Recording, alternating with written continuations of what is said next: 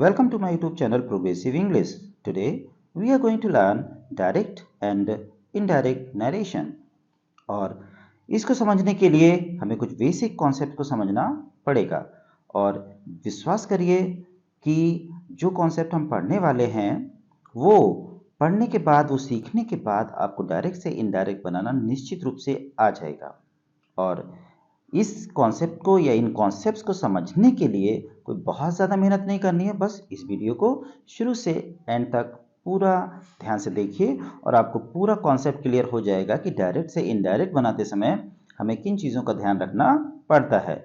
और आज के इस वीडियो में हम पढ़ेंगे या हम सीखेंगे कि किस तरह से हम डायरेक्ट से इनडायरेक्ट बनाते समय ये ध्यान रखते हैं कि रिपोर्टिंग वर्ब कौन सी होती है और रिपोर्टेड स्पीच कौन सी होती है, और प्रोनाउन चेंजिंग कैसे करते हैं, क्योंकि डायरेक्ट से इनडायरेक्ट बनाते समय हमें प्रोनाउन चेंजिंग करनी पड़ती है। तो कौन से प्रोनाउन को हमें चेंज करना होता है, हमें ये भी ध्यान रखना पड़ेगा। और अगर ये सब हमें ध्यान रहेगा तो निश्चित रूप से डायरेक्ट से इनडायरेक्ट बनाने में हमें कोई भी दिक्कत नहीं होगी, कोई भी प्रॉब्लम का सामना करना नहीं पड़ेगा। तो चलिए शुरू करते हैं आज के इस वीडियो को। देखिए, डायरेक्ट से इनडायरेक्ट बनाते समय हमें जो सबसे इंपॉर्टेंट ध्यान रखना है वो क्या ध्यान रखना है कि हमें ये पता होना चाहिए कि ये जो हमारा पोर्शन है, जैसे राम सेज, तो ये राम सेज जो है वो क्या है, ये राम सेज जो है वो क्या है, रिपोर्टिंग वर्ब है। और फिर आगे जो हमारा लिखा है इन्वर्टर कॉमा के बीच में, इसको क्या है, ये क्या है, रिपोर्टेड स्पीच है। यानी ये जो पार्ट है वो हमारा रिपोर्टिंग वर्ब है और ये वाला पार्ट जो है हमारा रिपोर्टेड स्पीच है।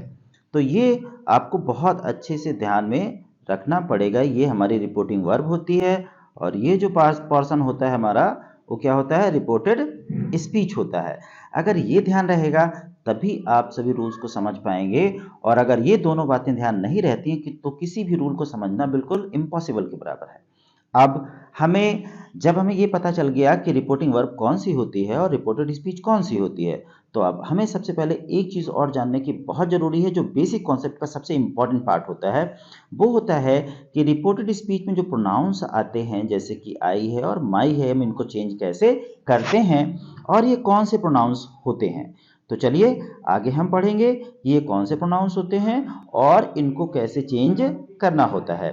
तो चलिए देखते हैं ये कौन से प्रोनाउन होते हैं।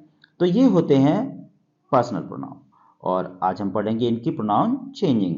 तो हमारे पर्सनल प्रोनाउन कौन से होते हैं ये देख लेते हैं। पर्सनल प्रोनाउन हमारे 3 प्रकार के होते हैं। पहला होता है हमारा फर्स्ट पर्सन, फिर दूसरा होता है सेकेंड पर्सन प्रोनाउन, और तीसरा होता है हमारा थर्ड पर्सन प्रोनाउन।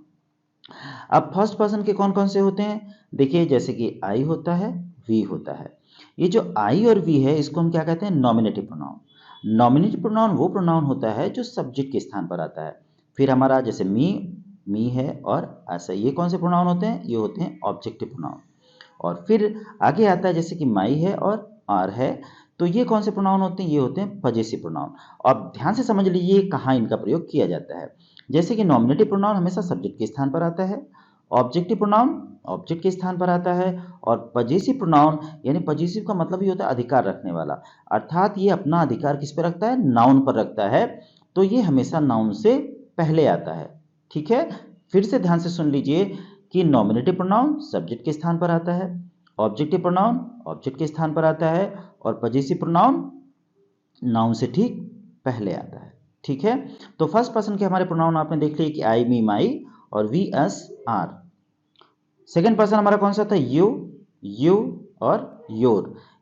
और थर्ड पर्सन के हमारे प्रोनाउंस होते हैं he, him, his, she, her, they, them, there.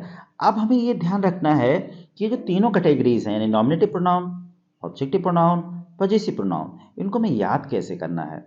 तो इनको कैसे याद करना है, देखिए, जैसे आई है, इसका ऑब्जेक्टिव क्या है, मी, तो हमें याद रहना चाहिए कि आई का ऑब्जेक्टिव क्या होता है, मी होता है। आई का पजेसिव क्या होता है, माई होता है। इसी तरह से अगर हम उल्टा सीधा भी पूछ लें, कैसे कि मी का नॉमिनेटिव क्या होता है, तो आई होता है। मी का पजेसिव क्या होता है, माई होता है। या माई का नॉमिनेटिव क्या होता है, आई होता है। या माई का ऑब्जेक्टिव क्या होता है, मी होता है।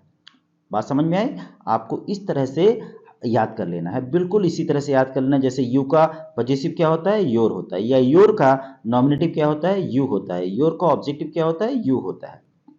इस तरह से आपको ये सभी प्रोनाउंस याद कर लेने हैं, चाहे वो ही, हिम, हिज, यानी हिज का पूछा जाए कि ऑब्जेक्टिव क्या होता है तो हिम होता है, हिज का नॉमिनेटिव क्या होता है ही होता है, इसी तरह से देयर का नॉमिनेटिव क्या होता है दे होता है, और देयर का ऑब्जेक्टिव क्या होता है देम होता है।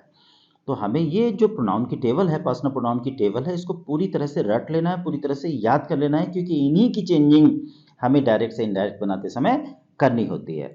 अब एक चीज़ और बहुत ही इंपॉर्टेंट है जिसे आपको बहुत अच्छे से ध्यान में रखना है, वो क्या है कि देखिए जब हम प्रोनाउन चेंजिंग करेंगे तो नॉमिनेटिव के स्थान पर नॉमिनेटिव ही आएगा। जैसे आई के स्थान पर ही तो आ सकता है, लेकिन हिम नहीं आ सकता, हिज नहीं आ सकता, ठीक है।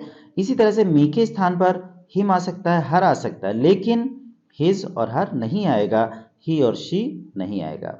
इसी तरह से माई के स्थान पर क्या आ सकता है, हिज आ सकता है, हर आ सकता है, लेकिन हिम नहीं आ सकता, ही नहीं आ सकता। ध्यान रखना है कि नॉमिनेटिव के स्थान पर नॉमिनेटिव आएंगे, ऑब्जेक्टिव के स्थान पर ऑब्जेक्टिव आएंगे, और पजेसिव के स्थान पर पजेसिव प्रोनाउंस ही आएंगे। और इस टेबल को अगर आपने याद कर लिया पूरी तरह से, तो आपको डायरेक्ट से इनडायरेक्ट बनाते समय जो प्रोनाउन चेंजिंग करनी होती है उसमें कोई दिक्कत आने वाली नहीं है। तो अच्छे से इस टेबल को याद कर लीजिए। अब आगे चलते हैं और देखते हैं कि हमें प्रोनाउन चेंजिंग डायरेक्ट से इनडायरेक्ट बनाते समय करने कैसे होती है। तो देखिए अब लिखा है कि हाउ टू चेंज प्रोनाउन, यानी प्रोनाउन को कैसे चेंज करना है। तो पहला पॉइंट ध्यान से देखिए कि रिपोर्टेड स्पीच, आप समझ चुके हैं रिपोर्टेड स्पीच कौन सी होती है, इसलिए रिपोर्टेड स्पीच के फर्स्ट पर्सन प्रोनाउन को, कौन से पर्सन प्रोनाउन को, फर्स्ट पर्सन प्रोनाउन को रिपोर्टिंग वर्ब के सब्जेक्ट के अनुसार चेंज करते हैं। अब हमें एग्जाम्पल में देख लेना है कि रिपोर्टिंग वर्ब हमारी रखी है राम सेज, ठीक है, और रिपोर्टेड स्पीच हमारी क्या है, आई डू माई वर्क।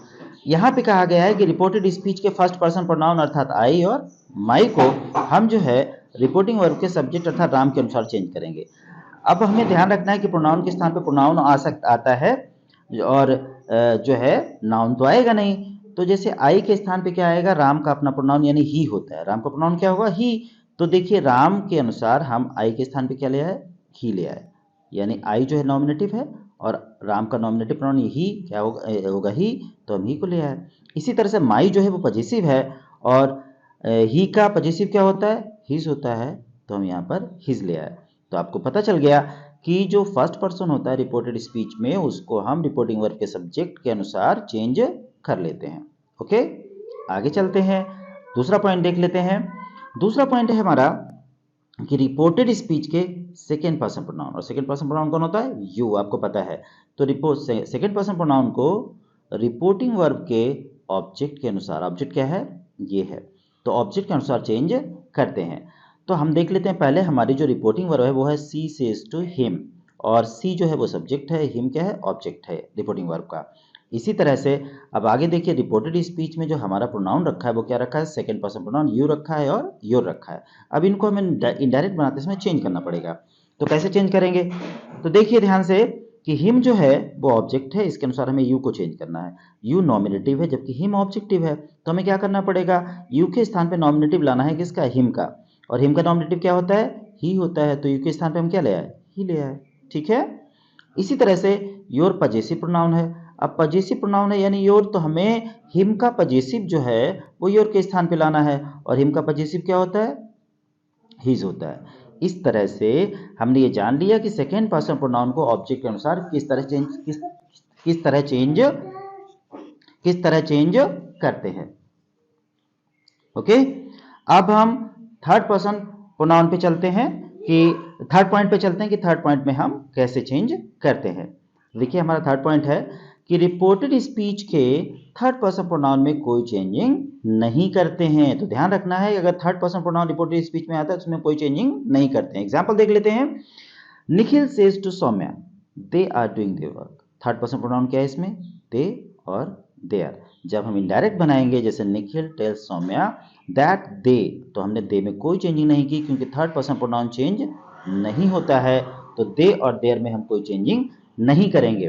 तो इस तरह से हमने इन तीनों पॉइंट्स को, यानी हम पर्सनल प्रोनाउन में फर्स्ट पर्सन को कैसे चेंज करते हैं, सेकंड पर्सन को कैसे चेंज करते हैं, थर्ड पर्सन को कैसे चेंज करते हैं, हमने समझ लिया। अब हम अगर इन तीनों पॉइंट्स को बहुत ही इजीली दिमाग में रखना चाहते हैं, भूले ना, तो हमें एक छोटा सा कॉन्सेप्ट समझ लेना है, वो भी समझ लीजिए। देखिए 1 2 3 यानी first person, second person, third person, और यस सब्जेक्ट, ओ ऑब्जेक्ट और एन नो चेंज। तो देखिए फर्स्ट पर्सन को हम सब्जेक्ट के अनुसार चेंज कर लेते हैं, सेकेंड पर्सन को ऑब्जेक्ट के अनुसार चेंज कर लेते हैं, और थर्ड पर्सन में हम कोई चेंजिंग नहीं करते हैं। तो ये बहुत छोटा सा कॉन्सेप्ट है। उन तीनों पॉइंट्स को अगर हमें शॉर्टकट में समझना है तो इस कॉन्सेप्ट से हम समझ सकते हैं। ठीक है, तो अगर ये वीडियो आपको अच्छा लगा है और आप चाहते हैं कि ऐसे ही अच्छे अच्छे वीडियोस आप देखते रहें, तो कृपया हमारे चैनल यानी यूट्यूब चैनल प्रोग्रेसिव इंग्लिश को लाइक करें, सब्सक्राइब करें, बेल आइकन को दबा दें, ताकि आपको समय समय पर अच्छी वीडियोस के नोटिफिकेशन मिलते रहें और आप अपने ज्ञान को बढ़ाते रहें, ग्रामर सीखते रहें। टीजीटी, पीजीटी या इंटरमीडिएट या हाई स्कूल या कॉम्पिटिटिव स्टूडेंट्स जिनको भी अच्छी इंग्लिश सीखनी है, अच्छी इंग्लिश ग्रामर सीखनी है, अच्छी इंग्लिश लिटरेचर सीखनी है, तो कृपया इस चैनल को जरूर सब्सक्राइब करें, क्योंकि आगे आने वाले बहुत सारे वीडियोस इंग्लिश ग्रामर के और लिटरेचर के बहुत ही इंपॉर्टेंट होने वाले हैं। तो keep watching, keep learning. Thank you.